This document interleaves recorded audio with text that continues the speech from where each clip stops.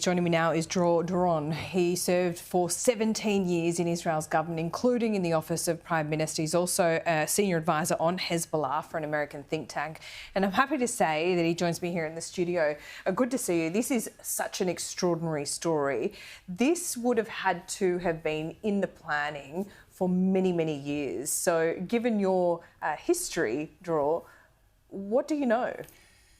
I think what we can assume by now is that whoever committed this operation had a very intimate knowledge of Hezbollah's way of acquiring communication equipment from abroad.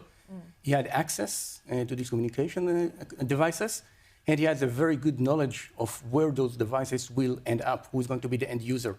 The fact is that out of the 4,000 people hurt in Lebanon due to this operation, the overwhelming majority were Hezbollah's operatives. That's a very highly targeted operation that I think security professionals and counter-terrorism professionals are going to study for many years to come. Israel would have, if we can assume that it is Israel and Mossad behind these targeted attacks, and I think it's safe to do that at this point, Dror. But why now? Because they would have had the opportunity to use these weapons for many years, or at least months. So why now? I think Israel has gotten to the point that it's said enough is enough. It is in an actual war with Hezbollah for the last 11 months. Hezbollah initiated a war against Israel on October 8th, a day after Hamas' brutal attack on southern Israel. Israel was focused for the last year on Hamas, dismantling Hamas military capabilities in the Gaza Strip, an achievement which they achieved. Hamas practically is not in existence as a paramilitary force in the Gaza anymore. It's a guerrilla terror organization at the moment. And that allows Israel to reshift its focus to Hezbollah and to the northern front.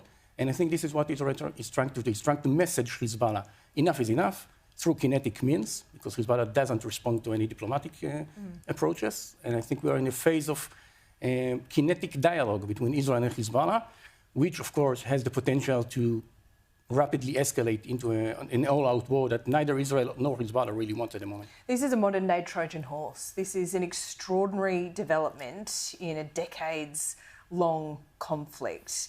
This has also put fear into the lives of everyone who lives in Lebanon, because any electronic device, in their minds, I imagine if you're living there, you think can explode at any time. In a supermarket, in a playground, and perhaps those targets would be missed.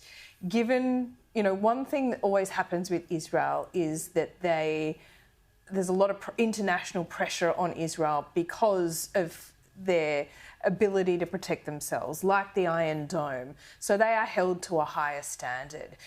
Now that we know that Israel can use these weapons, will there need to be some kind of public assurance and added responsibility, if I can put it like that? It's not perfectly articulate, but I think you know what I'm trying to say. I get your point. I think the fact that the operation was so highly targeted, and again, out of more than 4,000 casualties, a handful were civilians, and the fact that very specific models of pagers and walkie-talkies were the aim of the operation should give us the understanding that whoever did it knew exactly who is going to be the end user of this equipment.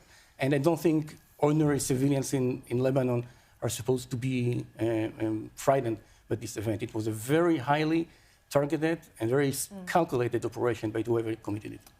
Can you give us an idea of how you think this was done? How was this done remotely, and how long this has been able, that they've had the capability to do so?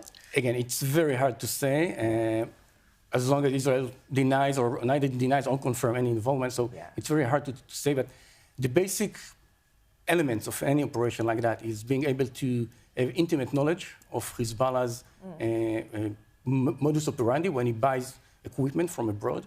It has to be followed by the very intimate knowledge of which end user is going to be using those instruments, because, again, you do not want to hurt civilians. And I think we can agree that Israel is not targeting civilians in Lebanon in general. And I think that the other step is to have the accessibility to those devices and the technological knowledge to implant a small device, explosive, and some kind of a remote control that could be used as a red button, operated at the time of need.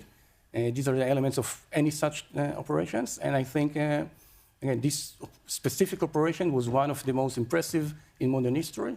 Again, some civilians did get hurt in Lebanon, but the overall picture of the event is very disturbing from Hezbollah's point of view. Yeah, it certainly is.